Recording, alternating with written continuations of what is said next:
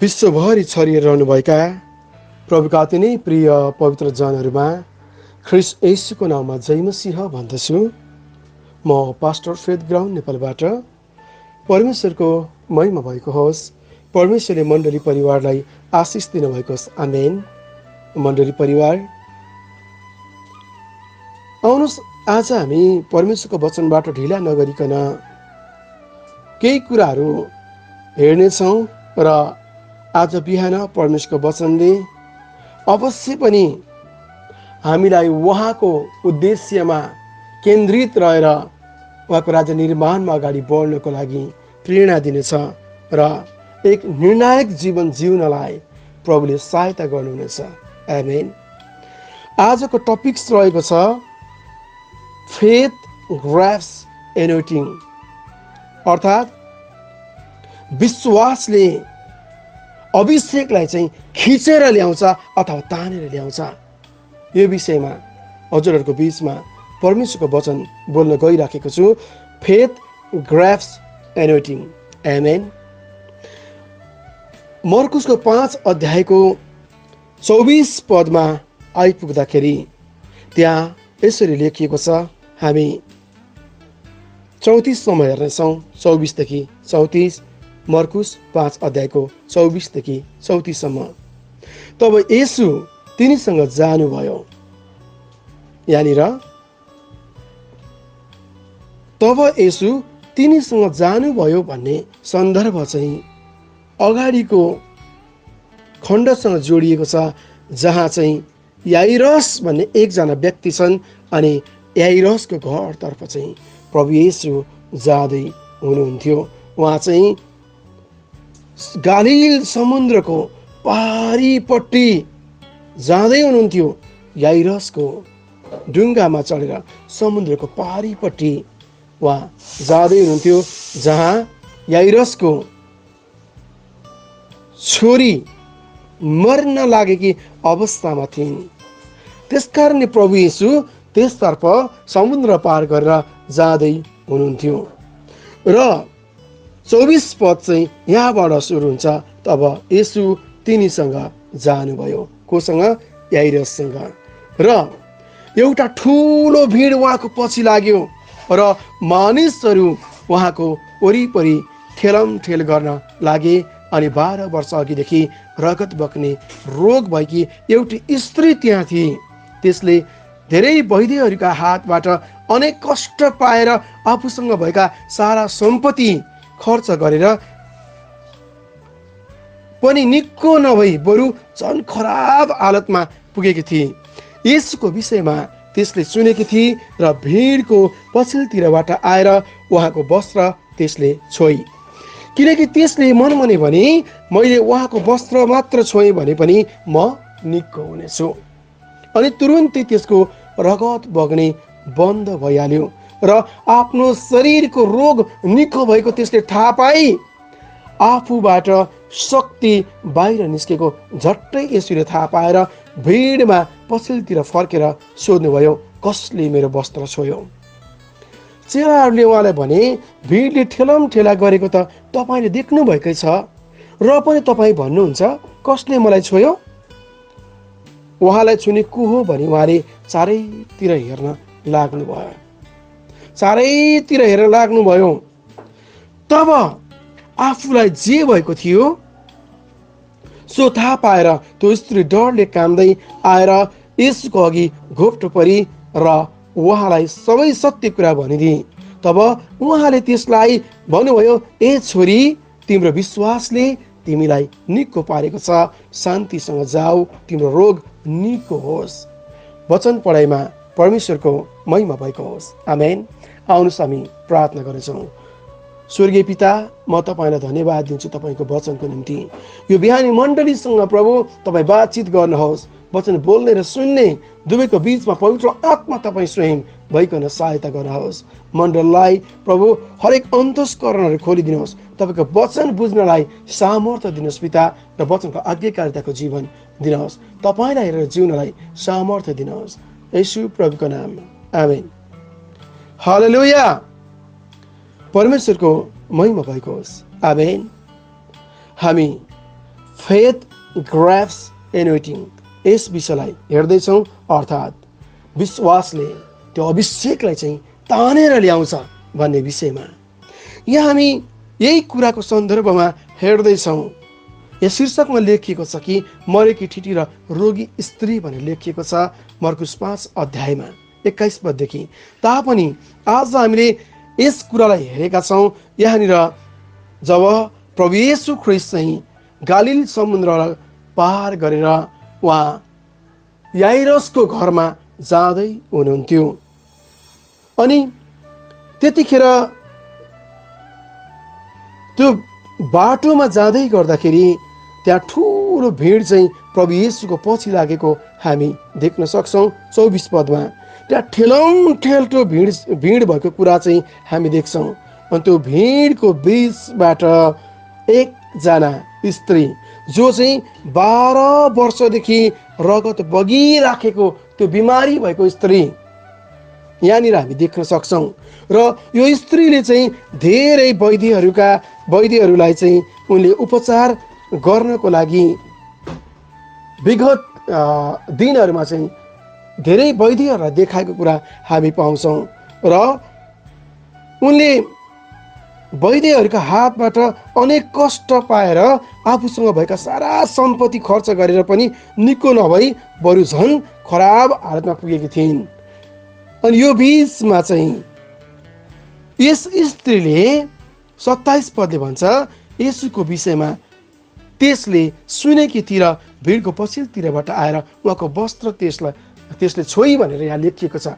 प्रभु येशू ख्रीष्टले चाहिँ चङ्गाई गर्नुहुन्छ, उहाँले छुटकारा दिनुहुन्छ, हरेक प्रकारको चाहिँ रोग चाहिँ निको पार्ने शक्ति चाहिँ येशूमा छ भन्ने कुरा यस स्त्रीले येशूको विषयमा सुनेकी थिए।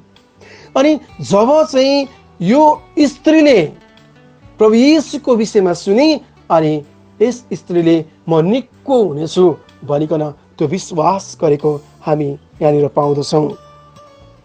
मण्डली परिवार, यहाँनिर त्यो विश्वासलाई हामी देख्न सक्छौँ।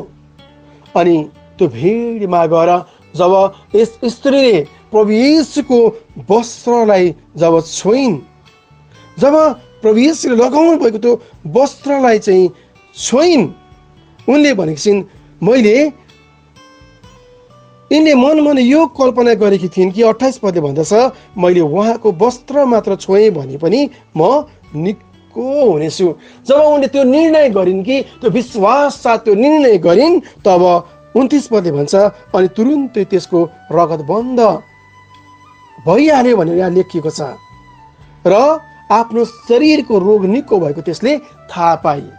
यहाँ अति नै आनन्दको कुरा छ जब यो स्त्री चाहिँ प्रभु येशू कहाँ जाने निर्णय गरी, जसले चाहिँ प्रभु येशूको बारेमा सुनेकी थिए, प्रभु येशूले सङ्घाई दिनुहुन्छ, उहाँमा निको पार्ने शक्ति छ भन्ने कुरा जब यिनले थाहा पाइन्, तब प्रभु येशूको वस्त्र मात्रै मैले छुएँ भने पनि म चाहिँ निको हुनेछु भन्ने त्यो विश्वास चाहिँ यिनीमा थियो। जब अभिषेक चाहिँ याइरसको घरतर्फ जाँदै थियो, प्रभु येशूले त्यो अभिषेक हुनुहुन्थ्यो। आमेन।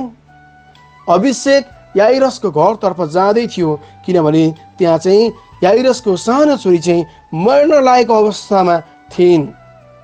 यस कारणले हे प्रभु तपाईँ आएर आफ्नो हात राखिदिनुहोस् र त्यो निको होस् र बाँचोस् भनेर याइरसले बिन्ती गरेका थिए प्रभु येशूलाई। यस कारणले प्रभु येशू चाहिँ याइरसको घरतर्फ जाँदै गर्दाखेरि बिच बाटोमा एउटा भिड पछि लागेको थियो। त्यो भिडभित्र एकजना व्यक्ति जो चाहिँ 12 वर्षदेखि रगत बग्ने स्त्री त्यो भिडमा भएको हामी पाउँदछौँ र उनी प्रभुको बारेमा सुनेको कारणले गर्दा उनी प्रभुको नजिक गएर उहाँको वस्त्र मात्रै मैले छोएँ भने पनि म निको हुन्छु भन्ने विश्वास चाहिँ उनीलाई थियो। अनि यो स्त्रीले प्रभु येशूको अगाडिबाट आएर प्रभु येशूसँग बोल्ने सामर्थ्य यिनीमा थिएन। अनि यो स्त्री चाहिँ प्रभु येशूको अगाडिबाट आएर प्रभुको वस्त्र चाहिँ छुन सक्ने अवस्थामा थिएनन्।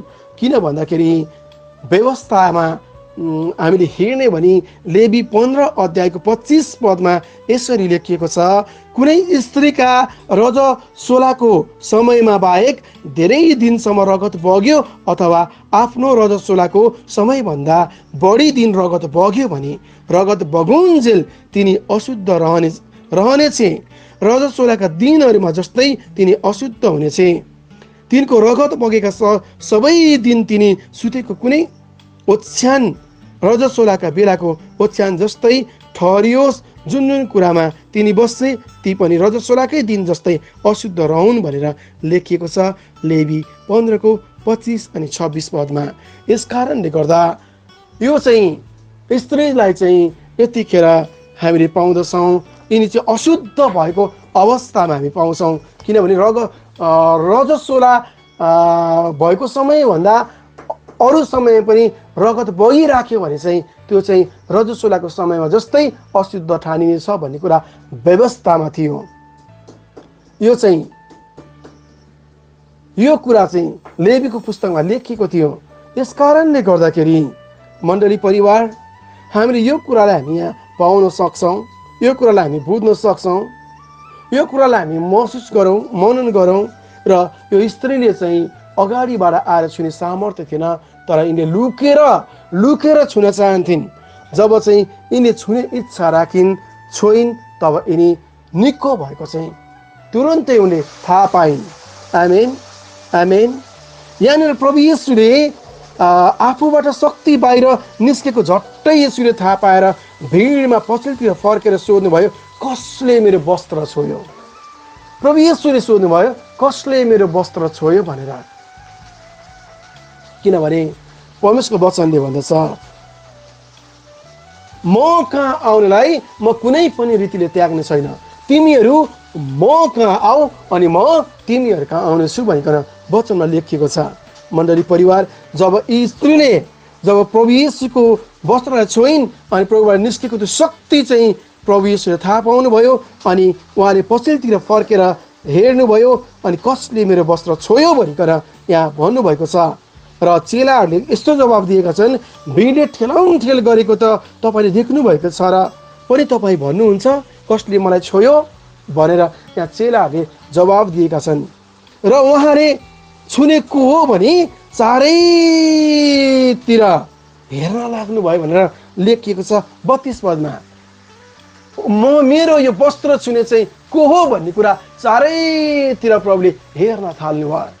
यसको अर्थ चाहिँ प्रभुले त्यस स्त्रीलाई नचिनेको कारणले हेर्नु भएको होइन, किनभने प्रभु येशूले चाहिँ यो कुरा चाहनुहुन्छ कि हरेक समस्यामा परेको मानिस चाहिँ प्रभुको नजिक आओस् भनेर, प्रभुको नजिक आओस् भनेर प्रभु चाहनुहुन्छ। र उहाँले चारैतिर हेर्नुभयो, चारैतिर। आज यो समय पनि प्रभुले समस्या कसलाई परेको छ, समस्या कोसँग छ भन्ने कुरा चारैतिर हेरिराख्नु भएको छ। किनभने प्रभुबाट त्यो अभिषेक चाहिँ उहाँले हरेकलाई दिन चाहनुहुन्छ। हरेकलाई विश्वास गरेर उहाँको नजिक जाने त्यो भिडलाई चाहिँ उहाँले खोजिराख्नु भएको छ। आमेन। यदि आज हामीले आफ्नो आँखाहरू उठाएर आज हामी प्रभुको नजिक गयौँ भनेदेखि जब हामी उहाँलाई छुन्छौँ तब हामी निको हुनेछौँ। हाम्रा शरीरका रोग, हाम्रा चाहिँ हरेक प्रकारका बिमारी चाहिँ हामी निको हुनेछौँ। आमेन। मण्डली परिवार, जब हामी प्रभुलाई खोज्छौँ, उहाँको नजिक जान्छौँ, उहाँलाई छुने कोसिस गर्छौँ भने आमेन, हामी भन्छौँ प्रभु त यहाँ हुनुहुन्न, कसरी छुने भन्ने प्रश्न पनि लाग्न सक्छ। त्यो बेलामा त प्रभु हुनुहुन्थ्यो, बाटोमा हिँडिराख्नु भएको थियो, त्यो भएर छोइ, अब त यहाँ त हुनुहुन्न, कसरी चाहिँ छुने भन्ने कुरा प्रश्न आउन सक्छ। मण्डली परिवार, प्रभुलाई छुनको लागि हामी बाटोमा हिँड्न आवश्यकता छैन।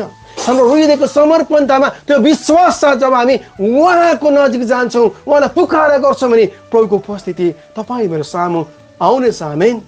हालेलुया। प्रभुले त्यो भिडलाई खोजिराख्नु भएको छ, त्यो भिडभित्र तपाईँलाई खोजिराख्नु भएको छ।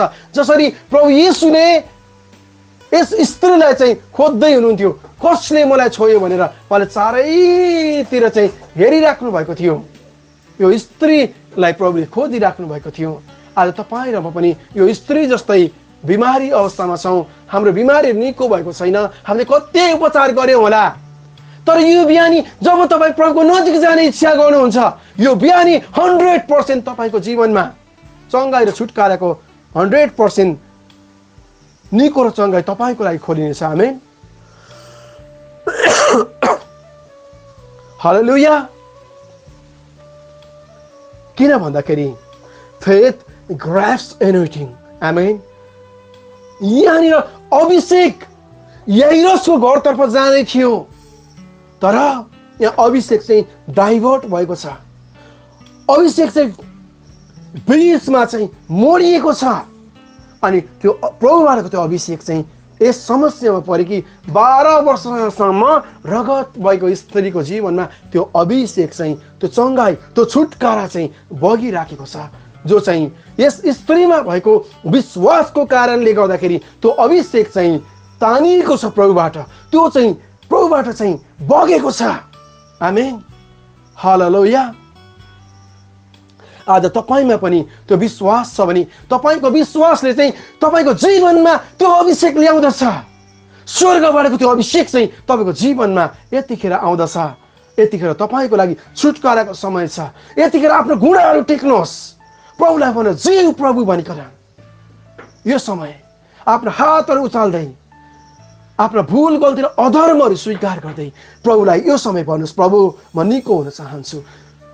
हो, यो स्त्रीले पनि कति वैद्यहरूलाई चाहिँ यो स्त्रीले उपचार गराएकी थिए, झन् यिनको अवस्था पहिलाको भन्दा नि खराब भएर गइराखेको थियो, यिनको सम्पत्तिहरू सकिएको थियो, अब यिनको हातमा कुनै पनि कुराहरू थिएन। यो बिचमा यिनले प्रभुको बारेमा सुनिन् र यही बिचमा चाहिँ प्रभुको उपस्थिति भित्र यिनी जब गइन्, त्यो भिडमा चाहिँ ठेलमठेल भिडको बिचमा पनि यता ठोक्किँदै उता ठोक्किँदै हुनसक्छ, त्यहाँ कति कुल्ची मिल्ची पनि पारेका थियो होला खुट्टामा मान्छेहरूले हिँड्दाखेरि, तर त्यस्तो अवस्थामा पनि प्रभुको नजिक नजिक नजिक नजिक भिडलाई उछिनेर त्यो भिडबाट चाहिँ भित्रभित्रै छिरेर यो स्त्री चाहिँ प्रभुको नजिक जाने चाहिँ निर्णय गरिन्। आज हुनसक्छ कति कुराहरूले तपाईँलाई अल्झाइराखेको होला, तपाईँको परिस्थितिले, तपाईँको जीवनमा भएका समस्याहरूले प्रभुको नजिक जानेबाट तपाईँलाई अल्झाइराखेको होला, जसले गर्दा तपाईँले छुटकारा नपाउनु भएको हुनसक्छ। तर आज बिहान यो स्त्री जस्तै त्यो भिडमा तपाईँ भित्र छिचोलेर जान चाहनुहुन्छ, प्रभुको नजिक चाहिँ तपाईँको परिस्थितिहरूलाई पछि राखेर प्रभुलाई हेरिकन तपाईँ अगाडि जान चाहनुहुन्छ भने यो बिहानी तपाईँको जीवनमा त्यो छुटकारा खोलिनेछ, त्यो अभिषेक खोलिनेछ। अनि तपाईँको विश्वासले चाहिँ प्रभुबाटको त्यो निको चङ्गाई छुटकारा त्यो अभिषेकलाई चाहिँ तानेर ल्याउनेछ। आमेन, हालेलुया। यहाँ प्रभु येशूले प्रार्थना गर्नु भएको छैन, तर प्रभु येशूले केही कुरा बोल्नुभन्दा अगाडि नै यो स्त्री चाहिँ निको भएको छ त्यो अभिषेकको कारणबाट, छुएको कारणबाट प्रभुलाई।